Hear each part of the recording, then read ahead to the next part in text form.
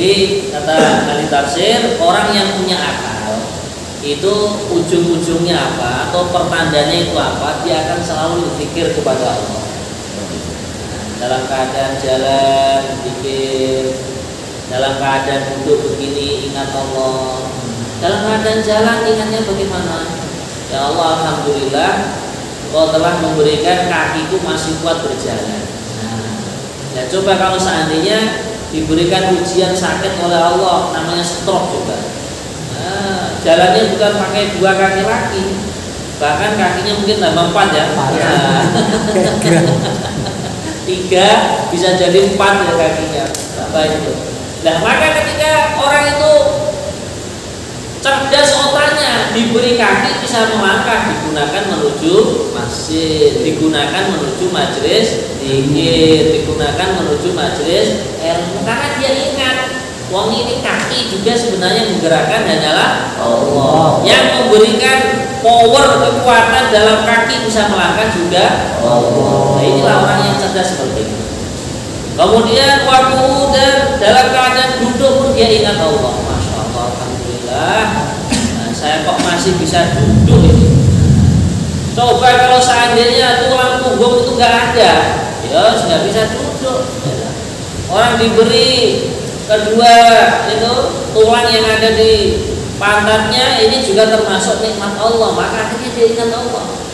Setelah dia ingat Allah, duduknya pun dia akan pertimbangkan, kira-kira saya duduk di sini menjadikan Allah ridho atau tidak. La ilaha illallah. Wa ala junubihim, dan juga zikir kepada Allah di atas lambung, maksudnya dalam keadaan berbaring. Mau tidur pun ingat Allah. Aku tidur di bawah usuk rumah, di bawah tiang. Nah ini kalau nggak dijaga oleh Allah, bisa-bisa rumah saya runtuh, saya bangun tidur udah dalam keadaan hancur ini. Nah akhirnya dia mau tidur ingat Allah, doa sebelum tidur, alhamdulillah illadzi ahyani ba'dama amatani wa ilaihin nusyur. Nah ini orang yang cerdas seperti itu. Bukan orang yang cerdas menciptakan ini tuh, enggak. Ini standarnya orang cerdas menurut Al-Quran, dimanapun saja berada dia akan pikir kepada Allah. Bahkan setelah itu otaknya pun dibuat mikir-mikir ciptaan Allah. Tidak dibuat memikirkan Allah sendiri zatnya bagaimana, tidak, karena tidak akan sampai otak manusia saking sempurnanya ciptaan Allah.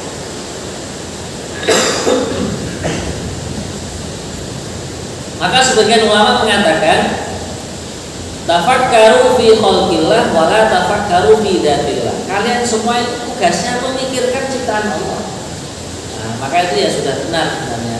Sebagian sekolahan mengajari istilahnya apa? Meneliti ya.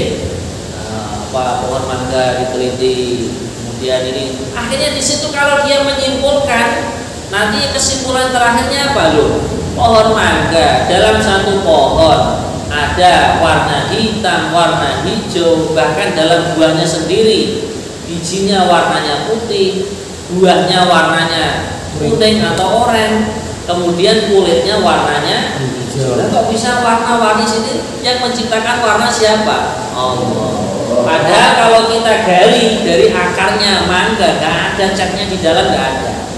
Nah, sekarang yang memberikan warna itu siapa? Allah. La ilaha illallah. Sudah, kita kembali ke tubuh kita sendiri, kita teliti. Nah, ada rambut jenggot, ada rambut kepala, rambut hidung. Nah, ini kalau kita teliti menurut ulama ahli IPA itu, ilmu pengetahuan alam katanya. Ini Allah ciptakan alis ini, di antara hikmahnya apa? Supaya menghalau kalau ada air dari atas, ini tidak langsung ke mata kita sehingga nggak pedih. Bahkan yang kita anggap menjijikan pun kata ahli itu ilmu pengetahuan alam ada hikmahnya. Contohnya congeknya kuping gitu. Nah, kalau mau ngerasain katanya rasanya pahit. Coba kalau congek kuping itu rasanya manis, ya akhirnya semut akan rajin ke kuping kita. Nah, akhirnya kita nggak nyaman, gebrebek gitu. Nah, la ilaha illallah. Maka disinilah akhirnya mereka memikirkan ciptaan Allah Subhanahu wa ta'ala. Setelah memikirkan ciptaan Allah yang ada di langit ataupun ada yang di bumi, mereka akhirnya mengatakan, Rabbana ma khalaqta hadza. Ya Allah, Kau ciptakan ini semua gak sia-sia, ada tujuannya. Tujuannya apa? Supaya ini menjadi fasilitas untuk hambanya untuk semakin mendekatkan diri kepada Allah.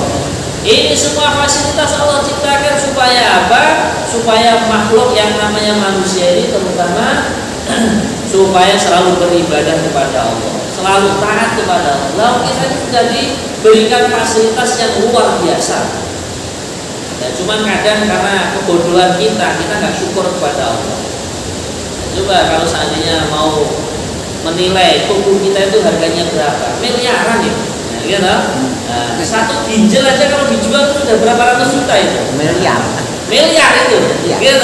Nah, orang sakit mata, gitu, rela matanya dicopot, diganti matanya orang yang lain yang sehat, itu matanya orang lain kalau dicopot kita ganti miliaran itu. Nah, belum jantungnya, belum ginjalnya, belum empedunya, macam-macam, belum lambungnya, ususnya. Maka akhirnya makhluk yang cerdas, yang pandai akan mengatakan, ya Allah, ini semua tidaklah Kau ciptakan sia-sia. Akhirnya setelah itu, subhanaka faqina adzabannar. Maha suci Engkau ya Allah, kami makhluk yang penuh kotor, yang penuh dengan kelalaian kepada Engkau, yang penuh dengan ketidaksyukuran kepada Engkau. Nah, ini akhirnya mensucikan Allah Subhanahu wa ta'ala. Setelah itu berlindung dari api neraka. Kalau begitu ya Allah, saking indahnya ciptaan Engkau yang ada di langit, yang ada di bumi, saking indahnya ciptaan Engkau yang ada di tubuh saya sendiri, saya belum bisa menunaikan ketaatanku kepada Engkau. Ampunilah kami dari siksaan api neraka. Rabbana innaka man tudkhilin nar faqad ahzaita wa ma lidh-dhalimin min ansar. Ya Tuhan kami, sesungguhnya orang yang Engkau masukkan ke dalam neraka, maka sungguh Engkau telah menghinakannya, dan tidak ada seorang penolong pun bagi orang yang zalim. Nah, ini akhirnya Hatta tadi setelah mengakui kelemahannya, kemudian dia mengakui keagungan Allah, dan orang itu sampai sudah diberikan fasilitas yang begitu banyak, fasilitas yang begitu wah, yang begitu bagus, yang begitu istimewa, lah kok masih kecemplung ke dalam api neraka karena tidak taat kepada Allah. Ya, sungguh alangkah ruginya dia. Akhirnya dia sendiri pun mengatakan wa ma lidh-dhalimin min ansar. Sudah kalau gitu, bagi orang-orang yang zalim itu enggak ada penolong lagi kalau gitu. Oh, dia sudah ditolong oleh Allah, diberikan kenikmatan oleh Allah, diberikan kerajaan yang ada di langit, diberi kerajaan yang ada di bumi, kok enggak mau menggunakan untuk taat kepada Allah. Akhirnya dia mengatakan, Rabbana innana sami'na munadiyan yunadi lil iman amanu bi rabbikum fa amanna. Wahai Tuhan kami, sesungguhnya kami mendengar orang yang menyeru kepada iman. Berimanlah kalian kepada Tuhanmu. Maka kami pun beriman. Wahai Tuhan kami, ampunilah dosa-dosa kami, hapuskanlah kesalahan-kesalahan kami, dan matikanlah kami beserta orang-orang yang berbakti atau berbuat kebaikan. Ini orang yang cerdas seperti itu. Ya, yang menyeru kepada kami untuk iman siapa? Untuk umat akhir zaman, yaitu yang mulia Nabi Agung Muhammad SAW. Nah, ini hadirin sekalian, baginda Nabi Muhammad. Baginda Nabi Muhammad sudah wafat, tugas beliau diberikan kepada para sahabat. Sahabat wafat, tugas menyampaikan iman diberikan kepada para tabi'in. Terus sampai akhir zaman diberikan kepada para alim ulama, diberikan dai-dainya Allah. Nah, apalagi di negara kita, adzan berkumandang ini kan menyeru iman. Hayya 'alas shalah, hayya 'alal falah. Kemudian diajari asyhadu an la ilaha illallah. Adzan berkumandang di kanan kiri rumah kita, musola, masjid, nggak ada larangan, masya Allah. Belum lagi media sosial, orang-orang dakwah di sana pun banyak mengingatkan untuk taat kepada Allah. Lah ini kok diajak iman nggak mau, lah ini nanti di akhirat sudah nggak ada alasan lagi. Nah, kalau itu bagaimana kita sempatkan waktu untuk mempelajari agama Allah, untuk memakmurkan mesin-mesinnya Allah supaya iman kita selalu istiqomah. Insyaallah ya. Insyaallah. Bahkan ini doanya orang-orang yang cerdas, wa tawaffana ma'al abrar. Ya Allah, Engkau matikanlah kami dalam keadaan dikumpulkan bersama orang-orang yang berbuat amal kebaikan, ahli-ahli kebaikan, abrar. Nah, maka kita minta mati dalam keadaan husnul khotimah, ini juga termasuk tanda-tanda iman. Rabbana wa atina ma wa'adtana ala rusulik wa la tukhzina yawmal qiyamah innaka la tukhliful mi'ad. Wahai Tuhan kami, berikanlah kami apa yang telah Engkau janjikan kepada kami melalui rasul-rasulmu, dan janganlah Engkau hinakan kami pada hari kiamat. Sungguh Engkau tidak pernah mengingkari janji. Ini orang yang cerdas doanya begitu. Dia tidak hanya minta kesuksesan, keberhasilan untuk kehidupan di dunia yang sementara, tidak, tapi dia selalu memikirkan kesuksesan, kebahagiaan kehidupan yang hakikatnya yaitu di akhirat Allah Subhanahu wa ta'ala. Kalau itu kita habis sholat diajari doa, bahkan sebelum sholat pun, sebelum iqamah dikumandangkan, kita doa infiradi, doa pribadi masing-masing. Nah ini antara lain, diantaranya tanda-tanda orang yang cerdas itu suka doa. Nah ini doa semua kan isinya. Nah, mulai itu subhanaka faqina adzabannar, ya Allah kau lindungi kami dari api neraka. Kemudian doa lagi, ini wa tawaffana rabbana faghfir lana dzunubana, ampuni kami dosa kami, hapuskan kesalahan-kesalahan kami. Kemudian doa lagi, matikanlah kami dikumpulkan bareng sama orang-orang yang berbuat kebaikan. Nah, maka inilah bagaimana kita jangan segan-segan untuk menengadahkan kedua tangan kita, mengangkat kedua tangan kita untuk doa kepada Allah. Insyaallah ya. Insyaallah. Baik, mungkin sebelum diakhiri ada yang mau ditanyakan, kita jawabkan.